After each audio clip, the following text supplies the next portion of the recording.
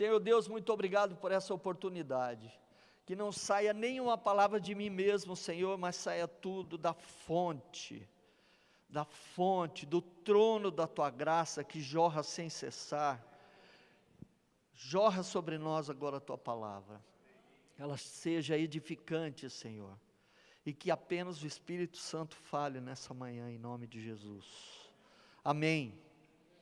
O principal desafio da igreja, e aí acrescentei, e dos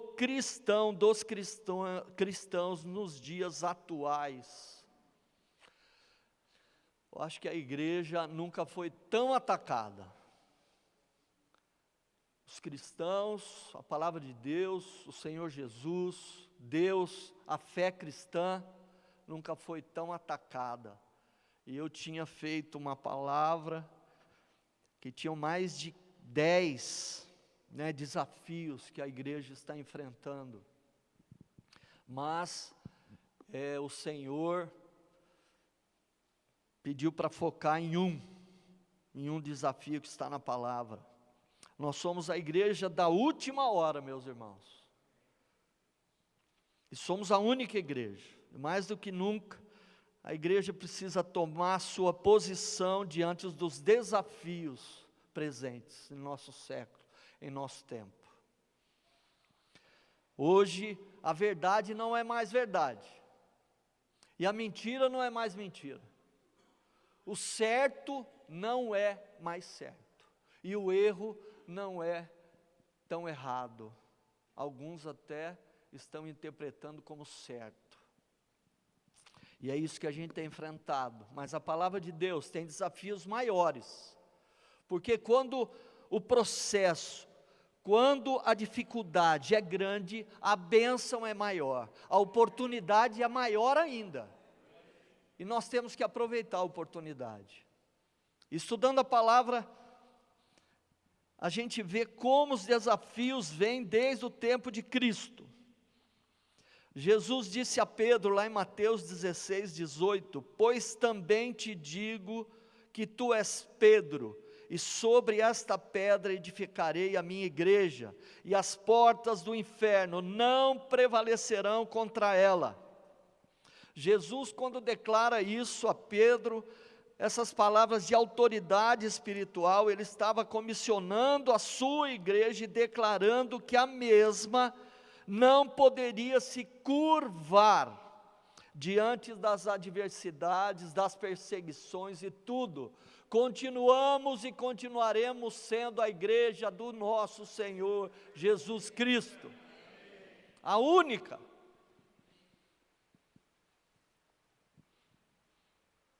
Mas quem é essa igreja? Olha para a pessoa do seu lado, fala: você é essa igreja, você é essa igreja, Mariana. Nós somos essa igreja, a igreja que Cristo disse a Pedro, somos nós.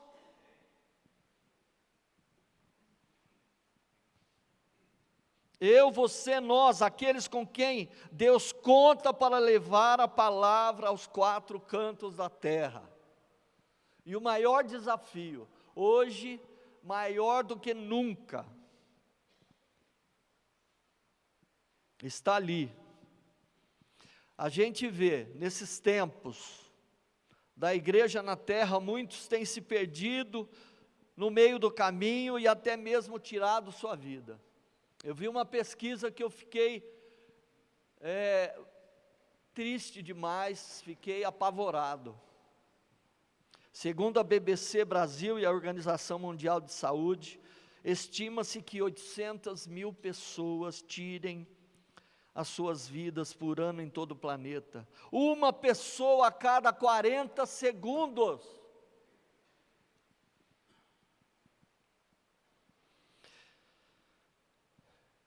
Essa é a segunda maior causa de morte entre 15 e 29 anos, como vocês estão vendo ali. Pessoas de idade, e pessoas de idade de 70 anos para cima, também em muitos países, aqui não no Brasil, que nós temos um país maravilhoso, mas em muitos países tiram a vida. Na Inglaterra criaram até um ministério da terceira idade, e criaram esse ministério para ajudar na felicidade dos idosos, porque eles estavam se suicidando e alguns eram encontrados em suas casas solitárias, dias e dias depois, sem vida e sem Jesus. A nossa responsabilidade aumenta. Esses dados nos preocupam demais, irmãos. Eu não consegui dormir bem à noite, porque eu fiquei imaginando, na minha rua, um amigo nosso, o filho dele de 18 anos tirou a própria vida. Lá na escola técnica da Unesp, num sábado de manhã, na hora do almoço, os amigos foram embora e ele voltou e se suicidou no banheiro. E deixou um recado para os amigos: continuem firmes, tal, eu não consegui, mas que vocês continuem, mais ou menos isso. Terrível. E eu senti um peso, porque estava tão perto. E os pais dele conhecem a Cristo, a mãe é psicóloga, e eu fiquei um dia, 2, 3, me colocando no lugar desses pais.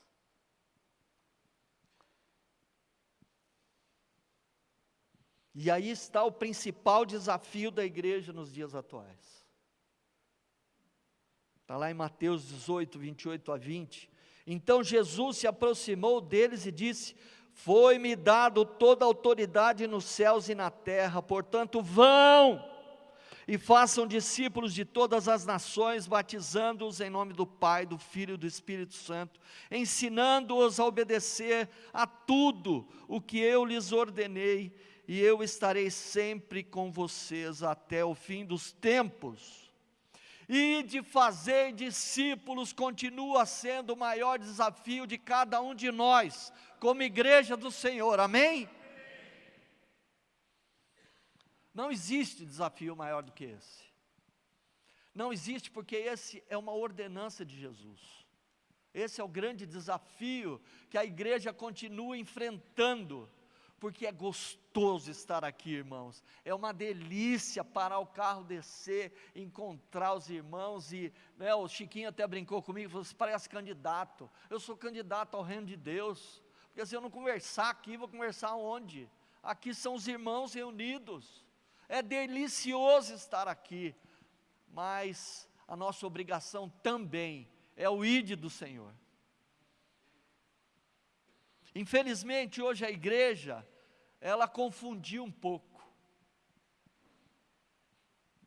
Ela está preocupada em fazer membro, e não discípulos. Jesus não disse: ide por todo mundo e fazer membro. Falou para fazer discípulo.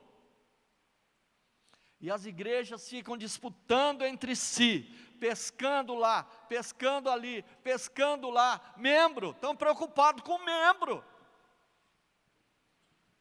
Jesus não citou membro, procurei, não achei. Você sabe, o senhor sabe, senhor Abílio, se Jesus se preocupou com membro? Se preocupou com discípulo. Ele pegou 12 caras que eram 12 malas e transformou em discípulos. Um escapou, mas ele substituiu. Seguidores. Seguidores de quem? Do alvo, Cristo. E eu peguei aqui até as diferenças, para a gente observar bem as diferenças de membros e discípulos. Se você se encaixar em alguma, eu espero que você se encaixe em discípulo, amém? Primeira, todo discípulo é um membro da igreja, de igreja, mas nem todo membro de igreja é um discípulo. O membro se ganha, o discípulo se faz. O membro entrega parte das suas finanças, o discípulo entrega toda a sua vida. O membro busca busca na palavra promessas para a sua vida, o discípulo busca vida para receber as promessas da palavra. O membro se senta para adorar, o discípulo adora a todo tempo, anda adorando. O membro vale porque soma, o discípulo multiplica.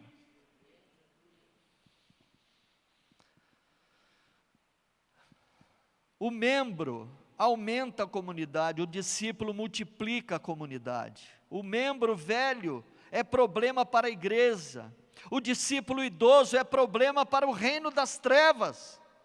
A meta do membro é ir para o céu, a meta do discípulo é ganhar almas para povoar o céu. O membro é sócio, o discípulo é servo. O membro espera recompensa para dar, o discípulo é recompensado porque dá. O membro pede que os outros orem por ele, o discípulo sempre ora por outros. O membro fala de pessoas, fala das pessoas, o discípulo fala de Jesus. O membro trabalha para aparecer, o discípulo aparece para trabalhar. Alguns desses são do pastor Josué Gonçalves e outros de um servo de Deus aí. A vida é bem mais linda e preciosa, meus irmãos, dada por nosso Deus ao ser humano e todos os seres viventes. Deus, o inimigo tem tanta inveja da gente, porque ele foi criado pelo poder da palavra, e Deus pôs as mãos, Deus soprou, Deus teve tempo para nos fazer. E ele estava acompanhado. Ele estava acompanhado do Espírito Santo, de Jesus. Nós fomos criados a 3 mãos, ou a 6, ou a milhões de mãos, porque Deus, que coisa maravilhosa. E alguns se perdem, tiram a sua própria vida, que é o mais importante que nós temos, por não terem esperança. E nós estamos cheios de esperança, nós estamos transbordando de esperança. Como é bom conversar com alguém e falar: puxa vida, hein, velho, tudo dá certo? Eu recebo em nome de Jesus. Mas você tem um negócio, né? Tenho felicidade, esperança, fé. Eu tenho Jesus. Repete comigo: eu tenho Jesus. Oh, glória! Aleluia! Como é bom declarar isso. Ninguém pode tirar esse Jesus de nós. Isso é maravilhoso. Você tem vivido a vida que Deus planejou para você, meu irmão? Talvez você esteja aí se perguntando: como o Senhor quer que eu viva?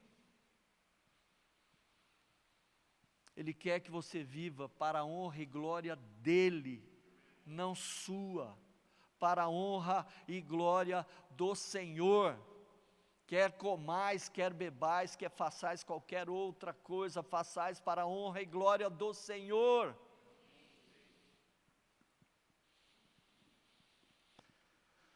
A gente muitas vezes coloca nossas vontades no centro das nossas vidas, mas nós temos que colocar a vontade de Deus, porque a vontade de Deus é boa, agradável e perfeita, a nossa não é. E eu listei algumas atitudes que Deus espera de nós hoje. A primeira delas é: alegrem-se sempre, orem sempre, sejam gratos sempre. Como é bom ouvir essa palavra sempre, quando ela é dada por Jesus, por Deus, é maravilhoso. Sempre nos caracteriza como seres eternos, é para sempre, para sempre. Esteja feliz com o que você tem, meu irmão. Deus espera que você tenha um coração grato o tempo todo, independentemente das circunstâncias. Pode estar ruim uma situação, mas tem outra para agradecer, tem outra para agradecer, tem centenas para agradecer.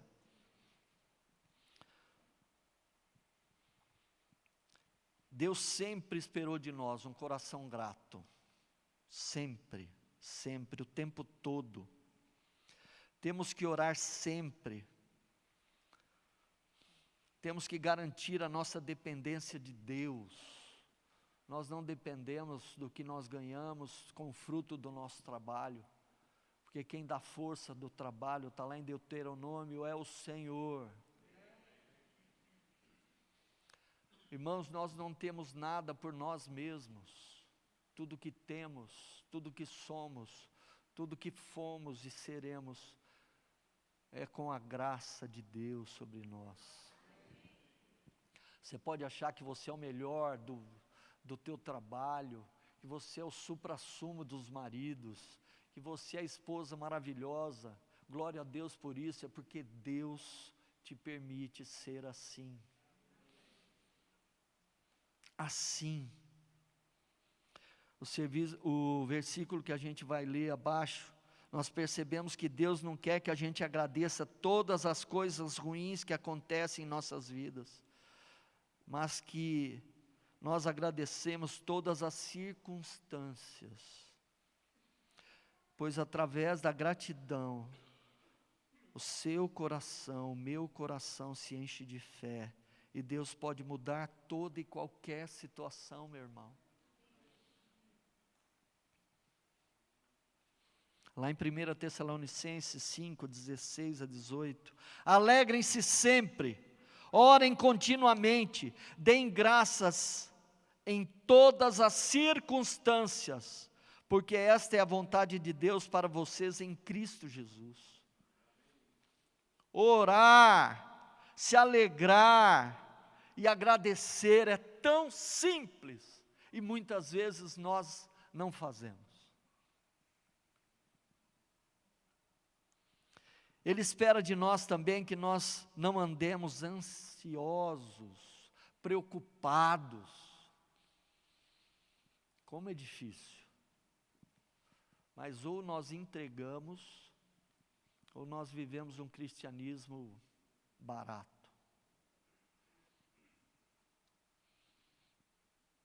A preocupação rouba a nossa paz e nos impede de ver a mão de Deus. Toda vez que nós estamos muito preocupados, começam as coisas, parece que nós conseguimos fechar a nossa mente, a nossa visão. Muitos até que nós conversamos, eu não consigo orar, eu não consigo ler a Bíblia. Rapaz, você vai fugir da fonte da solução. É isso que o inimigo quer que você faça. Quer que você fuja da fonte da solução. E fique só com a preocupação e a ansiedade. Quantos de nós estamos passando por isso hoje aqui, mas vai sair sem isso, porque Jesus, porque Deus tem a solução, Ele é a fonte da solução.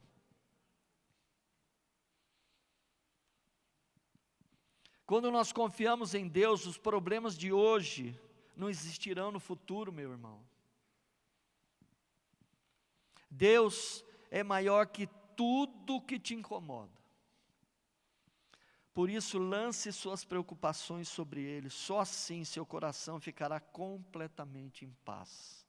Lá em Filipenses 4:6 diz isso. Não andeis ansiosos por coisa alguma, mas em tudo, pela oração e súplica, e com ações de graças, apresentem seus pedidos a Deus, e a paz de Deus, que excede todo entendimento, guardará seus corações e as suas mentes em Cristo Jesus. Está aqui de novo, gratidão, oração. 3, confie sempre em Deus. Deus quer um relacionamento íntimo com cada um de nós. Deus quer um relacionamento íntimo com a igreja. Fala para a pessoa do seu lado, me ajuda a pregar. Deus quer um relacionamento íntimo com você, Mariana. Deus quer um relacionamento íntimo com cada um de nós. Não é um relacionamento de vir à igreja somente. Sabe aquele amigo que você fala todo dia ou toda semana? É mais. Sabe aquele amigo que você toma café, ou aquela amiga que você liga todo dia? É mais. Sabe aquele amigo, aquele irmão, aquela irmã que você não vê a hora de encontrar no grupo caseiro, no grupo de discipulado? É mais. É mais. É mais.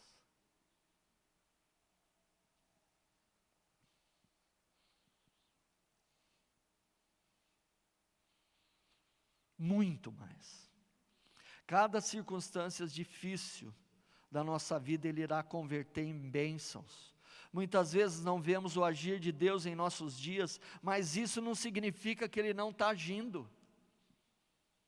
Deus esqueceu de mim. Coitado de você. Se Deus mostrasse só 1% de todos os livramentos que Ele nos dá todos os dias, nós seríamos verdadeiros adoradores. Seríamos. Quando eu olho para trás e vejo quantas coisas Deus fez em minha vida, na vida da minha família, se um dia eu largar a fé, que Deus me leve para o inferno logo, porque eu não quero sofrer tanto aqui. Porque não tem como, irmãos, abandonarmos a fé. Nós vamos negar tudo que Deus fez e o que Jesus fez na cruz. Como é que eu vou ter coragem de olhar minha família, minha esposa, meus filhos? Como eu vou negar a fé? Vivi do que até hoje? Fui sustentado por quem? Quem me perdoou as burradas que eu continuo fazendo, que eu já fazia antes, e também continuo fazendo? Eu fico feliz quando eu estou pregando aqui, eu vejo meus filhos. Já falei isso aqui, vou repetir porque é importante. Porque eles me veem de pijama em casa. Meus filhos me veem de pijama em casa, seu Abílio. Eu gosto de um pijama que ele estava meio rasgadinho há muito tempo atrás. Tereza não, ela já fez assim. A Tereza não gosta, ela compra pijama. Mas eles me veem errando lá em casa. Pisando na bola com a mãe, pisando na bola com eles.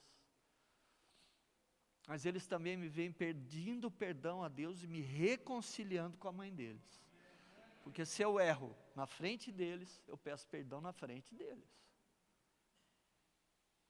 Então eu aqui, eles aí, não tenho vergonha nenhuma, muito pelo contrário, tenho orgulho, porque eu e a minha casa servimos ao Senhor. E nós precisamos disso, meus irmãos. Muito disso. Nós podemos ter pressa, mas Deus não tem. É no momento certo. Não adianta você querer apressar, porque Deus no momento certo vai nos dar o livramento. Lá em Jeremias 29:13 diz: procurarão e me acharão quando me buscarem de todo o coração. Eu me deixarei encontrar. Que Deus é esse? Eu me deixarei ser encontrado por vocês, declara o Senhor. Deus se deixa encontrar por cada um de nós. Cada um de nós. Sabe aquele amigo que quando ele sente que você precisa dele, se esconde? Tem uns assim. Mas também tem umas vezes que nós nos escondemos também, não adianta, precisa confessar. Aquele cara, o mala da perua, né, seu Abílio? Cada um tem o seu, e muitas vezes nós somos o mala da perua de outros. Que Deus tenha misericórdia de nós. É assim, fazer o quê? Mas alguns, sabe que você vai, sumiu. Deus não. Deus tem alegria. Deus não vê a hora que você chega a seus pés e fala: Senhor, estou precisando. Senhor, estou carente. Senhor, sou eu aqui de novo. Senhor, eu só tenho a Ti, meu Deus. Sabe o que Ele faz?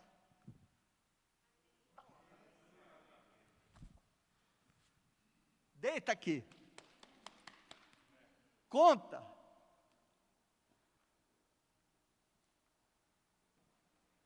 que é meu é teu. Sou dono de todo ouro, toda prata, toda felicidade, toda paz, todo amor, a restauração, reconciliação, tudo é meu e é teu. Jesus na cruz nos ligou novamente. Tudo é nosso. Ele não esconde, ele não fala que não está, ele não fala que está ocupado, ele não fala que depois conversa. Não, ele está sempre. Venha!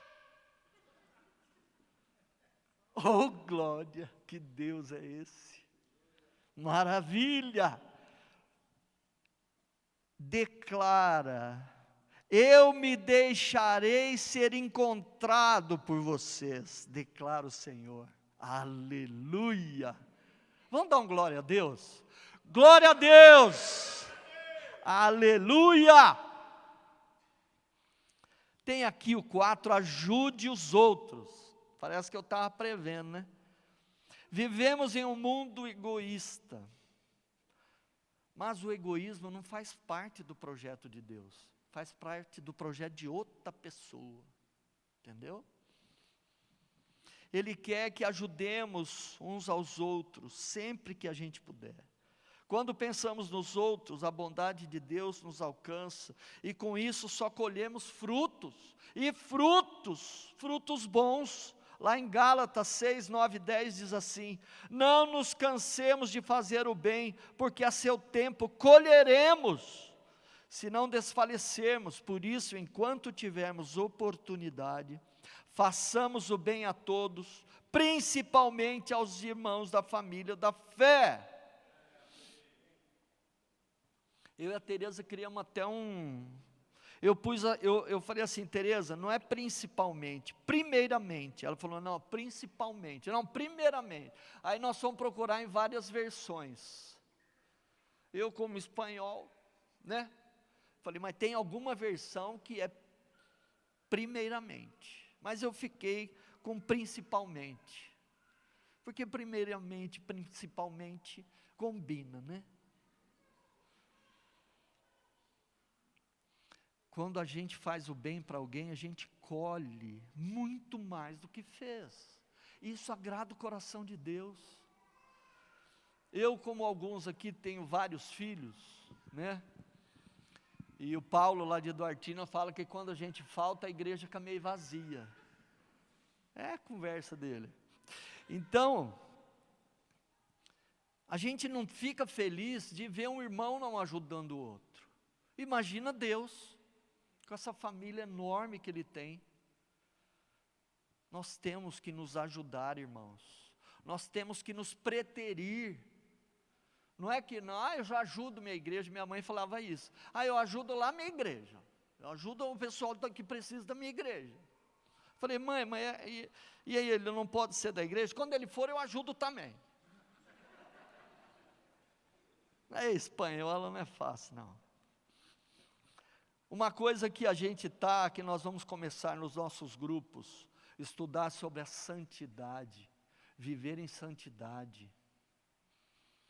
O pecado nos separa de Deus, por isso devemos viver uma vida de consagração a Deus, abrindo mão do pecado e de tudo que atrapalha a nossa comunhão com Ele. Devemos buscar a santidade. Isso tem me incomodado muito, e eu louvo a Deus por isso. Hebreus 12, 1 e 2, livremo-nos de tudo que nos atrapalha e do pecado que nos envolve, e corramos com perseverança a corrida que nos é proposta, tendo os olhos fitos em Jesus, autor e consumador da nossa fé. Aleluia. Precisamos falar do amor de Deus para as pessoas, aqueles que estão desesperadamente perdidos e muitas vezes pensando em colocar o fim em suas próprias vidas. Eu aqui já preguei quase 30 minutos, eu fico imaginando que mais de 50 pessoas já se suicidaram enquanto nós estamos aqui.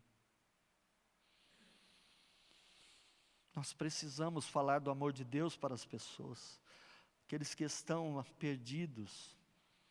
Esse é um dos nossos grandes desafios. Como igreja, levar a palavra de esperança e apresentar Jesus a todas as pessoas. Um Jesus que não só perdoa os pecados, mas garante a vida eterna, vida em abundância. Ele garantiu enquanto estava aqui. Muitos estão correndo de um lado para o outro, sem direção, sem forças para lutar. E nós encontramos esse tipo de gente todos os dias. Se você orar, meu irmão, faz esse teste. Senhor, eu queria encontrar uma daquelas pessoas que estão perdidas. E eu queria poder falar do amor de Deus para elas. Você vai encontrar, Deus vai pôr no teu caminho. Você vai ver que são pessoas que estão muito próximas de você. E que estão precisando. Deus quer colocar palavras de sabedoria e conhecimento em seu coração, para que no tempo oportuno Ele venha te usar como instrumento valioso em suas mãos. Nós vamos orar por isso hoje. Ele quer colocar a palavra em seu coração e conhecimento em suas mãos.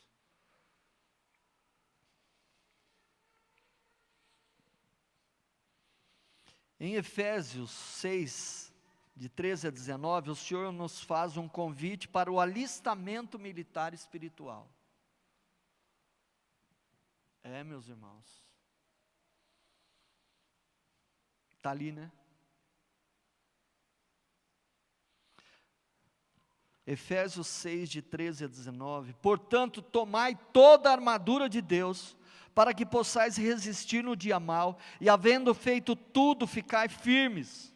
Estai, pois, firmes, tendo cingido os vossos lombos com a verdade, e vestida a couraça da justiça, e calçado os pés da preparação do evangelho da paz, tomando sobretudo o escudo da fé, com o qual podereis apagar todos os dardos inflamados do maligno. Tomai também o capacete da salvação, e a espada do Espírito, que é a palavra de Deus, orando em todo o tempo, com toda a oração e súplica no Espírito, e vigiando nisto com toda perseverança e súplica por todos os santos. Por mim, fala assim, por mim,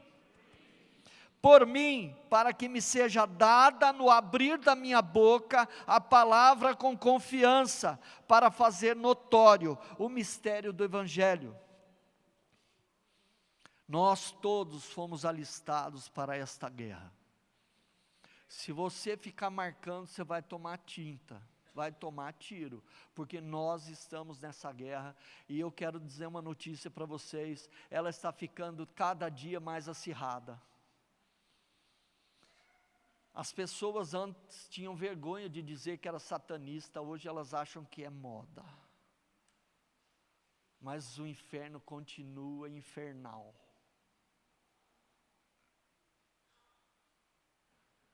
Se nós não tomarmos cuidado, vamos ter que ampliar o inferno, meus irmãos. E é isso que Jesus não quer. Mas nós precisamos, como discípulos, ampliar o céu, levarmos pessoas para lá. E muitas vezes, por causa do nosso comodismo, ou por causa da nossa timidez, por causa da nossa vergonha, ou por causa do nosso pecado, o inimigo nos acusa e nos impede de falar, de pregar o Evangelho do reino de Deus e a sua justiça. E nós ficamos alencando inimigos. Fulano é inimigo, fulano é inimigo, fulano é inimigo. Mas se você voltar esse texto um pouquinho e ler Efésios 6,12, diz assim: porque a nossa luta não é contra a sangue e a carne, e sim contra os principados e potestades, contra os dominadores deste mundo tenebroso, contra as forças espirituais do mal nas regiões celestes. nossa guerra não é contra a carne, meu irmão. Nós precisamos pregar para a carne. A nossa guerra é contra esses. A nossa luta é, sim, contra os principados e potestades, contra os dominadores deste mundo tenebroso, contra as forças espirituais do mal. Esses são nossos inimigos. Aleluia! Não são pessoas, olha aqui, porque a nossa luta não é contra carne e sangue. Quando nós elegemos alguns inimigos, o inimigo nada de braçada, olha, deixa aí, deixa eles ficarem preocupados com esse, com aquele, com careca, sem cabelo, com cabelo, que ele continua reinando, e nós preocupados com pessoas, e a nossa guerra é contra ele. Nós, para podermos ter o ID, sermos realmente os discípulos do Senhor verdadeiros, nós temos que saber realmente quem são os nossos inimigos, e Deus já deu aqui. Então deixa de lutar contra quem é insignificante para o reino de Deus. Orem por essas pessoas.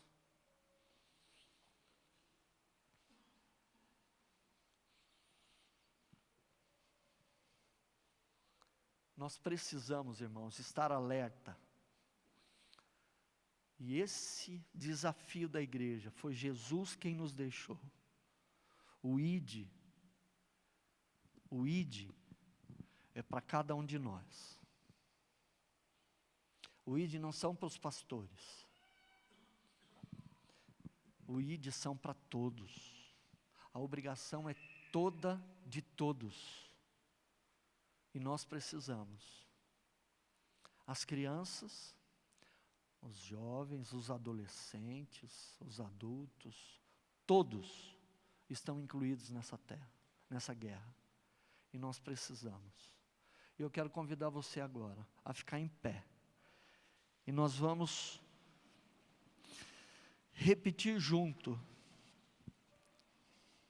o verso 19 de Efésios 6:19. Eu quero agradecer o pessoal do louvor que cantou a última música.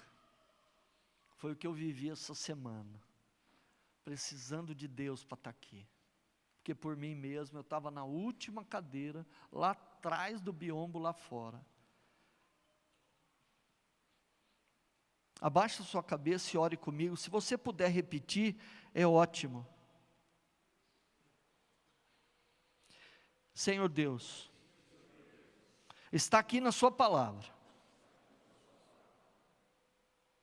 E por mim, para que me seja dada, no abrir da minha boca, a palavra com confiança, para fazer notório o mistério do Evangelho. Em nome de Jesus. Receba, irmãos. Glória a Deus. Deus abençoe. tvcmc.com.br é o nosso canal para compartilhar o Evangelho do Reino de Deus e o senhorio de Jesus Cristo.